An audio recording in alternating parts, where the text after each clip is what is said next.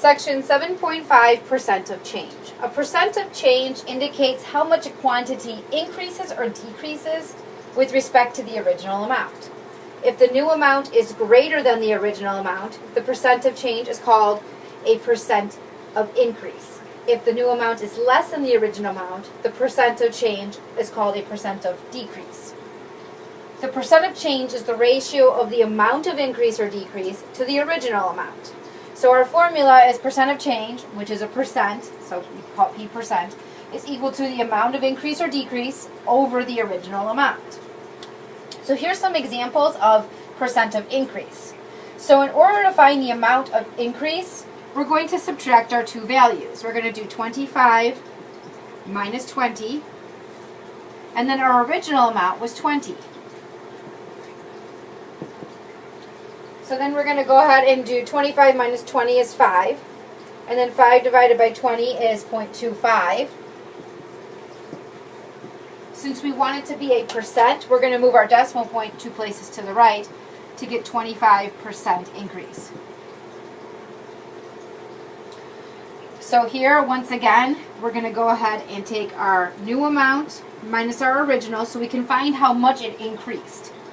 And then we're going to divide that by our original amount, which is 150. So we get 39 divided by 150, which is 0.26, which is going to be 26%. And then in this one here, again, we're going to take our new amount minus our original so we could find out how much it increased. And then we're going to divide by our original, which is 55. So when we do the 143 minus the 55, we get 88. And then 88 divided by 55 is 1.6, or 160%, converting it to a percent. So now we're going to find percents of decrease, which is still going to use our same formula. Because all we need to do is find how much it increased or decreased, and then divide by the original amount. So if our original is 20 and our new is 15, this time we're going to take our original minus our new because we're finding how much it decreased.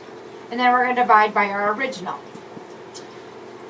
So it decreased by 5 over 20, which is our original, which is equal to 0.25 or 25%. So when we did a percent increase, we took our new minus our original. When we do a decrease, we take the original minus the new.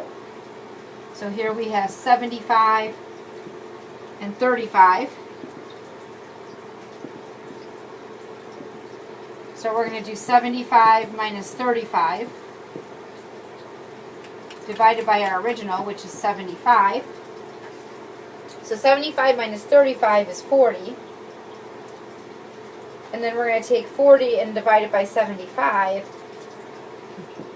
to get 0.5333 repeating,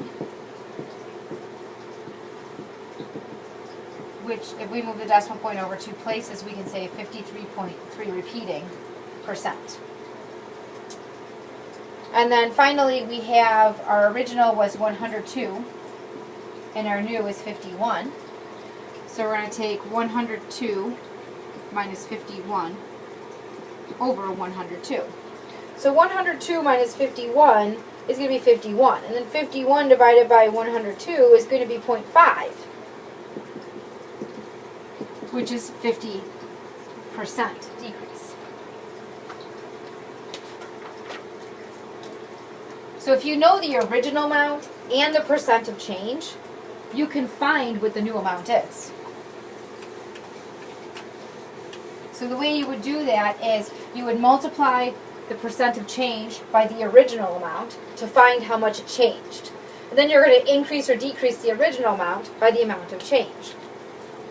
So if we say that we are going to increase 45 by 20%, the first thing we want to do is take our original amount, which was 45, and multiply it by 20% as a decimal, so it's going to be 0.20. So we're going to take 45 times 0.2, and we're going to get 9. Since we want to increase 45, we're going to take 45 and add 9 to it to get 54 for our new amount. We increased 45 by 20%, which is 9. So next, we're going to decrease 85 by 28%.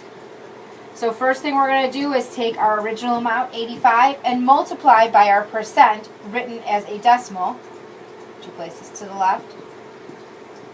So 85 times 0.28 tells us that the amount of change is 23.8. Since we want to decrease 85 by that amount, we're going to take 85 and subtract 23.8. And we're going to get 61.2 for our new amount.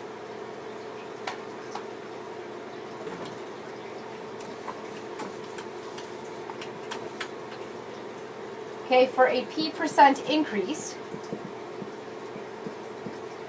you can multiply the original amount by 100% plus p%.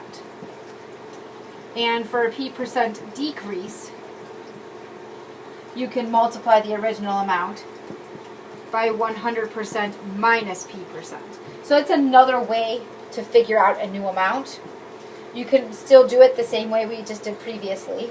This will do it in one step instead of in two. So in 1992, a gigabyte of information stored on computers cost $3,000. In 2002, 1 gigabyte of stored information cost 99.9% less. How much did 1 gigabyte of stored information cost in 2012? So price in 2012 is going to be our price in 1992, which is $3,000, times, now our price came down, so we're going to use our 100% minus, it went down by 99.9%. So this is going to be 3,000 times 1/10%. And of course, we're going to move our decimal point over 2 places. So we're going to have 0.001. And this is going to equal $3 as our new amount.